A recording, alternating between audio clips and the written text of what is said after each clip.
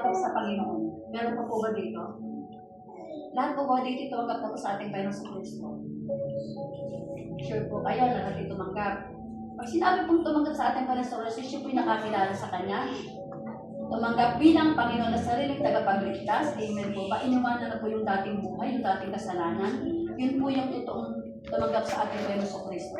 Sapagkat sinabi na Kanya salita ng Diyos, ang sino man tumanggap sa ating Panginoon sa Kristo, isilang bagong nilalang. Ang dati niyang buhay ay wala na. Amen. Siya bawang mga bago na. Hello. Amen. Amen. Amen. Yun po yung totoong naligtas. Amen po ba? Amen. So sure po kung na-feel natin iligtas na. Amen. Amen. Anytime, any moment, tayo pinuha ng Panginoon dahil tayo po ay handa. Amen po ba? Dahil ang ano niyo po, kamatayan hindi po dapat katakutan. Ang kamatayan nito itong Kristiyano yung mula panibagong simula ng buhay. Dahil ano niyo po ba, yung buhay natin sa mundo, ito yung pansamantala lang, may iwan ng taas. Kaya sinabi ko sa inyo kanina, yan po yung may iwan po natin. Walang namatay na sa pagdala ng kayamanan. Hello, mismo yung Dawid na susunod niya hindi nagdala. Amen po ba? Lahat ay may iwan po natin. Ang pinakamali yung kaligtasan ating kaluluwa na anytime, any moment. Hello, na tayo ay kunin ng Panginoon, tayo ay ligtas, tayo po'y handa. Amen po ba? Na hindi na po natin tayo magkakataon kagaya ng tatay Abigail na nasa palagay ang nasa sakit at karamdaman. Sabi ng Ecclesiastes sa kanyang salita, habang tayo daw po'y bata, at hindi pa bumuti ang ating mga buhok, amen po ba? Tayo daw po ay matakot na po sa Diyos. Sige po, babasahin po sa inyo sa mga 13.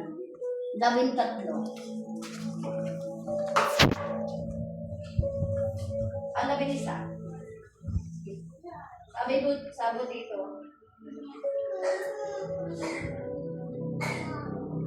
Labindalawa.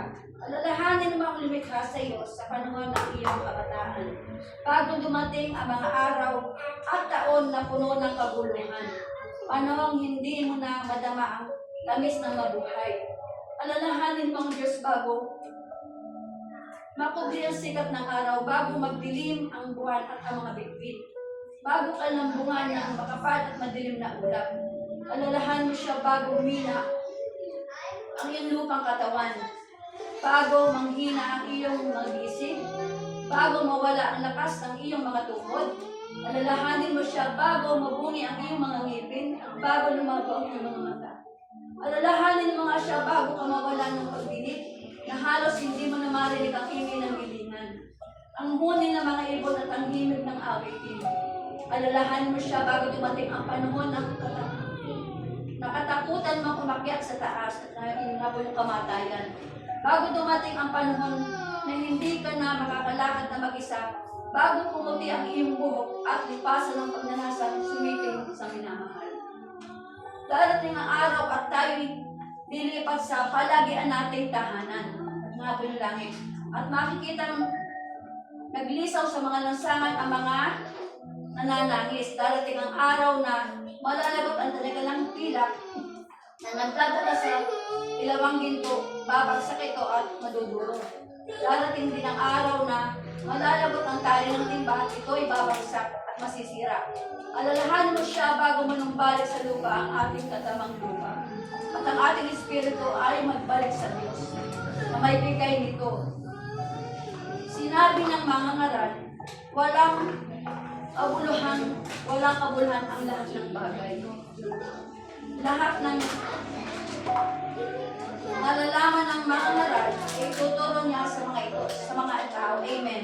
Pero dito sa verse 13, sabi dito, sa kabila ng lahat ng ito, isa lamang aking masasabi, matakot ka sa Diyos at sundin mo ang kanyang mga utos, pagkat ito ang buong katungkulan ng tao. Lahat ng gawin natin, ayag manliling, ay mabuti ay masama, ay susulit natin sa Panginoon. At palayan po ninyo sa kanyang salita. Amen. Ako po'y magbibigay sa kanyang testimony. Totoo po ang nakita at meron po kami kasama ngayon na hanggang naglilingkod po sa Diyos. Siya po ay, dati po siya mag-iinom, maglalasing, amen po ba? At sa kanyang kalagayan, siya po'y namatay. Siya po'y taga-Bulacan. Lalaki po ito, siya po'y namatay mag-iinom. Langon-lango sa alak. Kung namatay siya na talagang wala sa kanyang sarili, amen po ba? Lasing na lasing. At alam niyo po, sila po'y dalawang magkapatid, hindi po siya inimbasan mo ng kanyang kapatid kasi po mainit ang kanyang katawan. Hello! Pero binurol po siya na hindi po in-reverse ang amen po ba. After 24 hours, siya po nabuhay. Tumayo sa kabaong, amen po ba? Nakarating po sa langit at sa impyerno po itong kapatiran po natin ng taga-Bulacan. At nakita niyo doon, sabi niya sa impyerno, nakita niyo kanyang mga kamag-anak na pinaparusahan po sa impyerno. Nakita niyo kanyang mga magulang na roon. Doon po sa labang, di ba po, alam natin yung Tolyasing malaki, yung apoy. Doon po sinusunog yung mga nakarating po sa impyerno, yung mga makasalanan na hindi po sumakot sa ating Panginoon Kristo. Yung po pinakita sa kanya. Pagkatapos po nun, dinala po ng Lord siya sa langit. Pagdating doon po sa langit, meron pinakita po sa kanya doon 2 libro. Amen po ba? 2 aklat. At sa langit po may 2 aklat. Yung aklat ng buhay at aklat ng mga lupa. Pinakita, binuksan po yung malaking screen. So dito po sa lupa, may mga video tayo nakikita. Hello! Sa mga cellphone, pag nagre-record, meron po sa langit natin sa original video. At pinakita po sa kanya, simula siya pagkabata, hanggang sa oras na siya mamatay. Nakita niyo siya po ay nabubuo na yung kanyang asawa na siya nasa lupa. Lahat ng ginawa niya sila sa pagkabata. Hanggang siya mababayan ng buhay. Pinakita po ang kanyang record. Meron siya po yung niya sa kanyang sarili. Makita niya kanyang sarili ng ganun. Tapos pagkatapos nung ipakita ng Lord sa kanya, hinanap ang kanyang pangalan doon sa aklat ng buhay. Wala po ang kanyang pangalan sa aklat ng buhay. So mapalad po siya sa kasi pinabalik ng Panginoon. Pinabalik siya ng Panginoon dito sa lupa. Pero bago siya pabalikin ng Lord sa lupa, sabi wala ka pa dito. Hindi pa tapos ang mission sa lupa. Pero bago siya pinabalik ng Panginoon, alam mo ang ginawa niya. Pinasilip siya sa isang pinto sa totoong pagsama sa Diyos. Hindi nakita po yung pagsamba sa Diyos sa isang sulok na makikita na Panginoon yung totoong pagsamba. Tapos sabi niya, sige, kumanan ka. Tapos bumalik ka na sa lupa. So pinabalik siya dito. Pagdating niya sa lupa, siya magising po doon sa kanya kinalalagay. Siya po lang nainom po niya 3 pitsil. Hello, dahil ang kanyang kaluluwa nga pinaglakbay, 3 pitsil na tubig. Kanya nainom sa pagod. Pagdala kayo ng kanyang kaluluwa.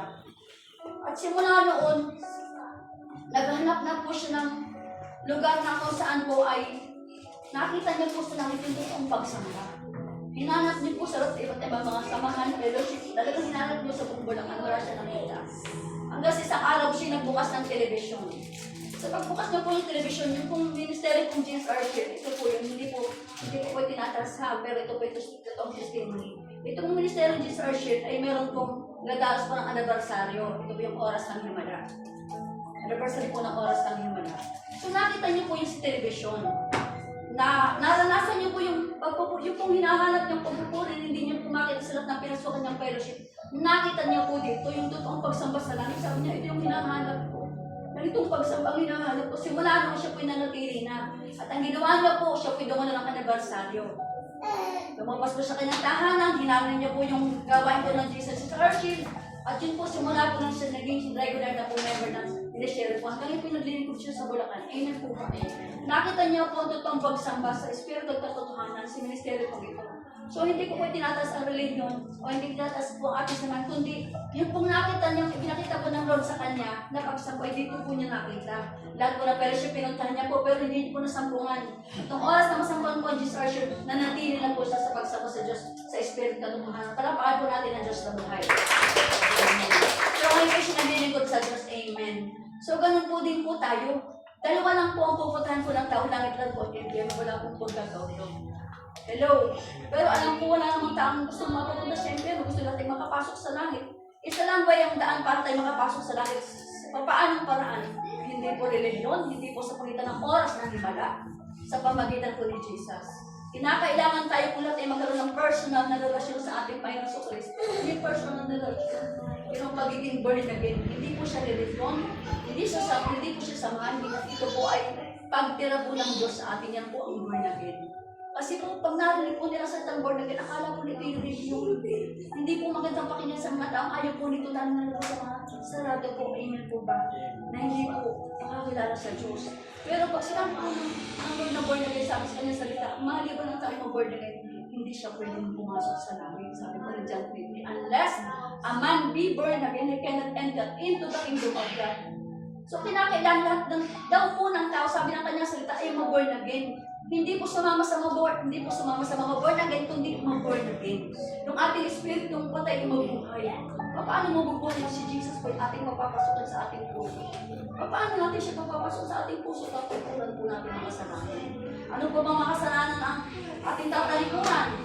Hello, hindi lang po yung tayo mamamatay, kundi po yung kasalanan ng galit, sama ng loob, hinanakit, tampo, pagdaramdam, hindi pagpapatawad, mga kasalanan po yan. Na kapag tayo hindi nagpatawad, marami po ngayon sa impyerno dahil hindi po sila nagpatawad. Hello. At marami din po may sakit at karamdaman, kaya po may sakit at karamdaman, hindi po nagpatawad. Amen po ba? Ang pinagmamalan po ng sakit at karamdaman po ay kasalanan. Hello, hindi pagpapatawad, galit, lungkot, sama ng loob, tampo, pagdaramdam. Amen po ba? Kapag hindi nawala sa puso natin, wala tayong sakit at karamdaman. Amen. Hello. Tayo malusog, tayo malakas. Amen. As long na tayo ay malinis sa ating mga puso, ang sakit ay malayo sa ating. Amen po ba? Hello. Amen. So, kinakailangan papasukin natin si Jesus sa ating puso at talikuran natin ang kasalanan. Hindi natin kayang baguhin ang ating sarili. Wala tayong kapangyarihan. Ang kapangyarihan lang po ng Diyos ang magbabago sa atin. Siya nating maranasan mamaya bago po ako kayo sa inyong harapan. Kaya po inilit ko po sa pananalangin ng pagtanggap sa ating Diyos na buhay. Yun po ang magiging pagkakaroon kayo ng personal na relasyon sa ating Panginoon sa Kristo. Hello! Ang tatanggapin niyo po hindi kami, hindi ang reliyon, o hindi ang oras ng himala, kundi ang ating Panginoon sa Kristo. Bakit po? Siya yung pinili buhay sa krus ng Kalbaryo. Hindi man po kami. Hindi po reliyon. Wala po reliyon na napako sa krus. Si Jesus na. 2,000 taon na nakaraan siya po napako sa krus. Binugbog. Pinurulahan ng tinik. Tatlo po siyang nalatay po siyang binugbog. Amen po ba? Para po tayo bumalik sa ating mga sakit at karamdaman. Para tayo tubusin sa ating mga kasalanan. Amen. Hello. At tubusin sa latangurin ng sumpa ng ating mga lahi. Amen po ba? Kaya yung tatanggapin niyo pong kaligtasan is secure. Ito po yung eternal life, habang buhay. Amen po. Amen po ba? Inaamuhan po ba kayo? Yun po yung tatalikuran natin ang kasalanan at hindi natin siya babalikan. Pag sinabing tatalikuran, hindi na po siya babalikan. At kapag tinalikuran po natin ating kasalanan, tatanggapin natin ating Panginoon Kristo bilang ating Panginoon sa rin tagapagligtas, born na po kayo. At huwag po kayo magtakot na kayo talagsain kasi po, hindi naman po tayo tinutuligsa kundi si Jesus na sa atin. Amen po ba?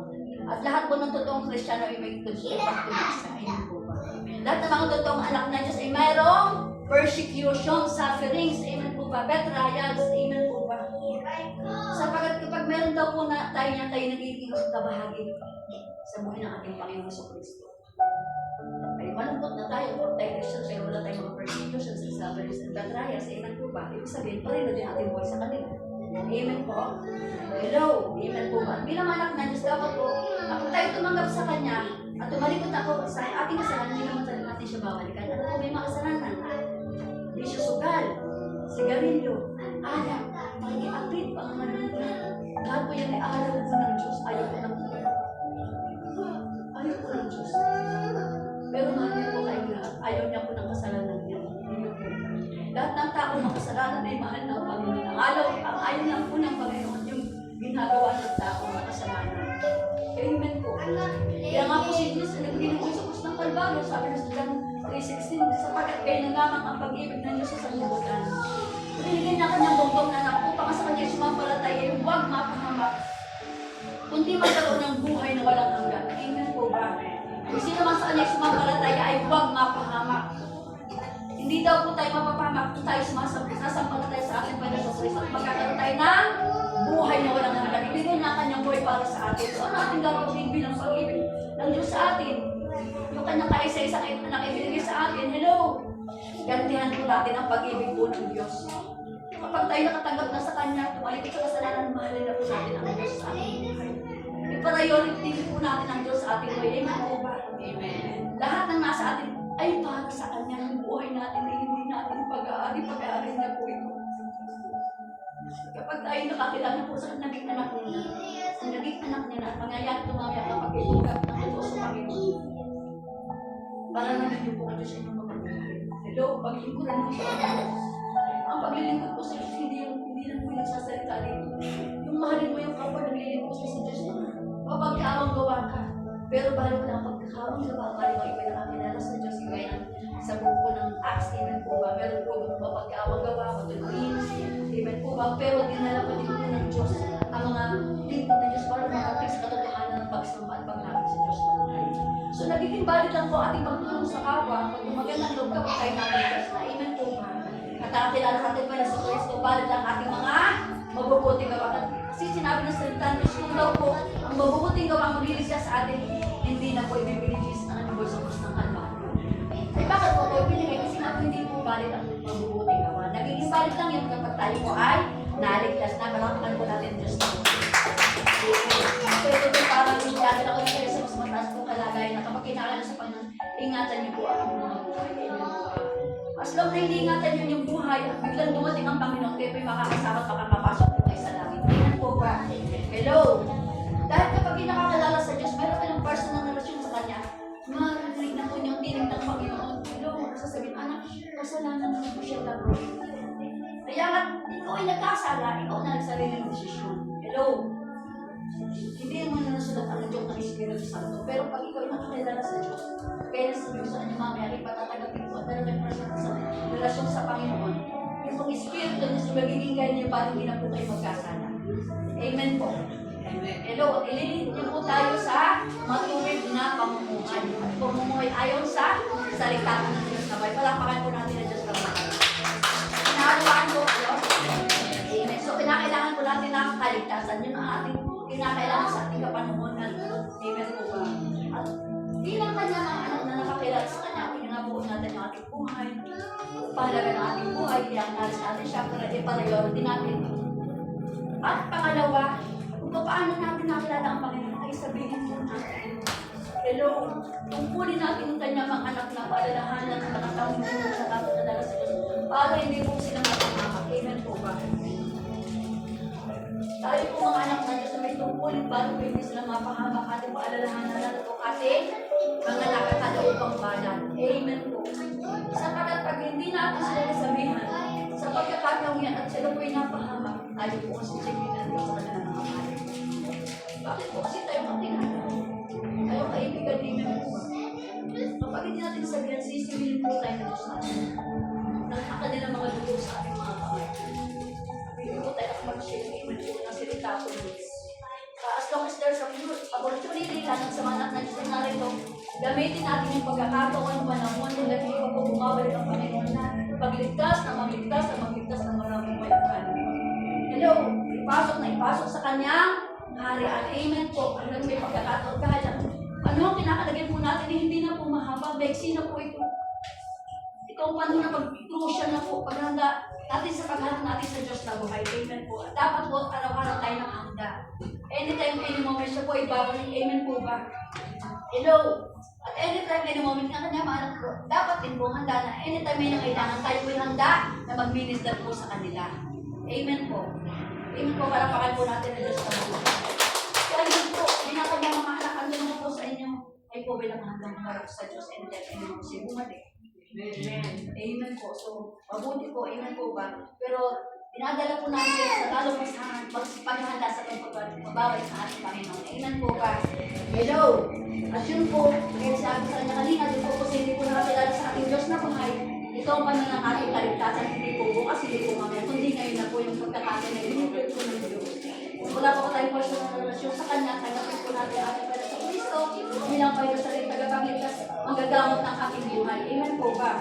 Hello, balutin ka sa na anytime, any moment, lumabas tayo ng tahanan, tayo po'y protektado ng kanyang kapangyarihan. Tingnan niyo po nangyayari nakita natin sa mga balita, sa mga Facebook, yung po mga aksidente, amen po ba? Napakahalaga po ng ating buhay na katalaga sa Diyos na buhay. Dahil kapag ang buhay mo nakatalaga sa Panginoon, narin po yung kanyang protection, narin po kanyang pagiging, ang kanyang mga anak po, na minamahal, iniingatan po ng Diyos. Hello? Dahil mahal niyo po kanyang mga anak, ayaw po na mapahamak. Amen po ba? Ang gusto lang magpahamak sa kaluluwa ng isang tao ay sino? Si Satanas. Amen po ba? Pero ang Diyos po ayaw niya mapahamak ay isang tao. Amen po ba? Hello? Ganun po, bilang kanyang mga anak, dapat po tayo po ay laging nakatugin po sa Kanya. Amen po ba? Konektado sa ating Panginoon. Yun po yung relasyon. Yun po tinatawag na born again.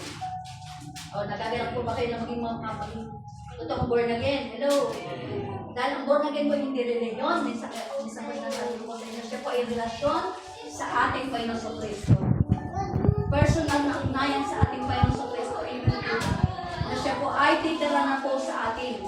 Kapag tinanggap na po natin ang ating Panginoon Kristo bilang Panginoon sa rin tagapagligtas, siya na po'y mananahan po sa atin.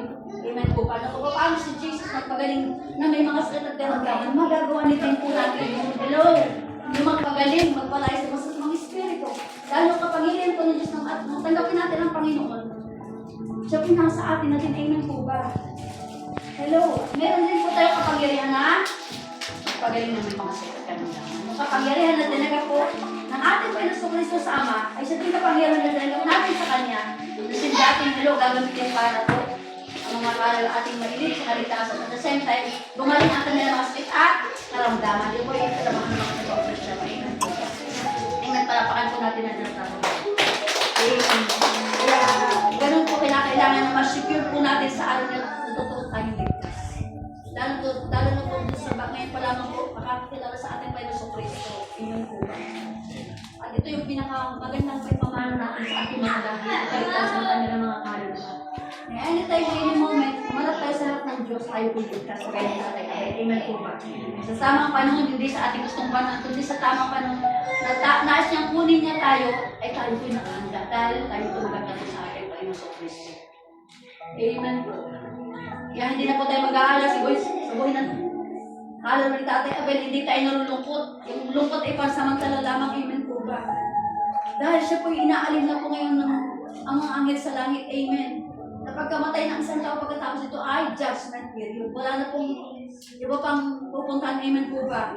Minsan lang mamatay ang tao pagkatapos ito ay pagpupok sa mga ginawa nga po sa Diyos. Amen po. So si Tatay inaalin na po sa langit. Amen po ba? Masaya na po siya doon. Pero ang tanong, kayo po bang kanya mga anak ay nakahanda ng humarap sa ating Panginoon? So anytime, anyway, na tayo po ay bawian po ng buhay. Hello! Kaya sinasabi ko sa inyo kanina, kapag ito nasa Panginoon, hindi tayo matatakot mamatay. So bakit ito yung ating totoong buhay, yung pag tayo ay umalis na po sa mundo. Doon pa po tayo po sa ating permanenteng tirahan. Amen po ba?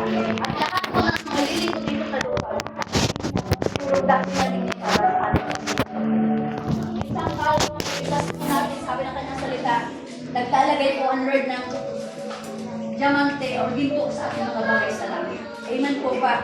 Kung kayo'y prayerful, present kayo lagi sa prayer meeting, amen po ba? Sa lahat ng mga gawain ng Diyos, evangelism, dinadagdag po yan ng Diyos sa ating mga bagay sa langit. Hello! Tayo habang natin naghihintay sa lupa, tayo pinagtatayo ng Diyos ng bagay sa langit. Lahat ng ating ginagawa, pananalangin, pag-ayuno, pagbibigay, hello, sakripisyo, lahat ng ating ginagawa sa paglilingkod, yan po'y ginagawa pala ng ating Panginoon. Wala pa tayong ginawa sa Diyos na hindi niya po gaganting palaan. Lahat po yan i-rewarded po sa langit. Amen po ba? Lahat po yan. Isang kaluluwang sabi sa salita Diyos, nagaganap po ang mga anghel sa langit. How much more po? Buong dosena, madala po natin sa Panginoon Kristo. So naparoon ang ating gantimpala. Amen po ba? Sa bawat ginagawa po natin sa kaya sinabi ko nila, tayo ginagawa ng ating bagay sa langit. So pag tayo po yung mga ginagawa sa lupa, bilang kanya mga anak na Kristiyano, ang ating anghel sa langit ay nakaupina. Hello. Walang ginagawa ang ating mga anghel, tayo may kanyang anak na nagagawa ng ating bagay sa langit. So yung mga totoong anak ng Diyos, amen po ba, kapag nakapagpulang sa lupa, walang ginagawa, wala pong nagagawa ng bagay natin sa langit. Halimbawa, very committed sa gawain ng Diyos na buhay. Araw-araw, nandiyan ka sa prayer meeting, amen po ba? Kompleto po yung attendance sa ang ginagawa ng Diyos sa lupa. Yung bahay sa langit ay tuloy-tuloy pong ginagawa ng mga anghel. Amen po ba? Bakit ko po alam? Bakit po namin alam? Kasi po meron din po tayo nabasa na dati siya kalagay sa Amen po ba? Siya nakakilala sa Panginoon, siya makakilala sa Panginoon lahat ng mga bagay na ginagawa sa langit. Yung po mga sinasabi ko po sa inyo ay sinakad po niya. Hello. Na lahat ng araw po natin ginagawa ay meron pong gantimpala, wala pong sayang. Maaaring hindi mo siya nakikita ngayon, pero meron siyang reward sa ating Panginoon Kristo. Kaya huwag tayong magsawang maglingkod po sa Diyos. Amen po ba? Italaga po natin ang ating buhay sa ating Panginoon Kristo hanggang siya'y bumalik. Amen. Hanggang tayo may lakas na hindi pa po nabubungi yung ating mga ngipin, hindi po mabuti yung ating mga buhok. Amen. Hanggat po tayo may lakas, ibigay na po natin ang ating buhay sa paglilingkod sa ating Panginoon sa Kristo. Pero yung pananalangin, paglilingkod po yan. Pagkakaloob, sa sakripisyo, pag-aayunin. Pero paglilingkod ng kaloob, yun po ay paglilingkod po sa ating Diyos na buhay. Hindi lang po naglilingkod yung gaya namin nagtuturo, amen po ba? Hindi na natin ginagawa, naglilinis ka dyan ng shirts, ginagawa mo ng buong puso, nagagala ka, paglilingkod po sa Diyos. Pare mo yun ang nagtuturo at saka naglilinis upang kayo sa harap ng Panginoon. Kapag dumating ang Panginoon, ang puso may malinis. Kapag po din nagtuturo na tayo mananap, ipunan niya. Amen po ba? So ano man yung tungkol yung pinagagawa niyo sa ating pinungkunan po natin, kung nakikita tayo o hindi, o tayo ay nare-reward or ano ba, napaparangalan, gawin po natin. Amen po ba? Pero dahil ito po ay natin pinanakit na ganti para sa atin. So, palakpakan po natin ang Diyos lang. Amen. Amen. Ano niyo po ba sa sinasabi ko sa inyong harapan? Amen po ba? Lahat po ay may dakilang ganti pala. Kasi alam po naman po, hindi naman po natin ibago sa ganito mga Kristiyano na po. Amen po ba? So, yun po ang pananatin po natin ating tungkulin. Pinakanyamang anak. Tuloy-tuloy tayong magtalaga sa kanyang harapan kasi bumalik agad pa rin siya.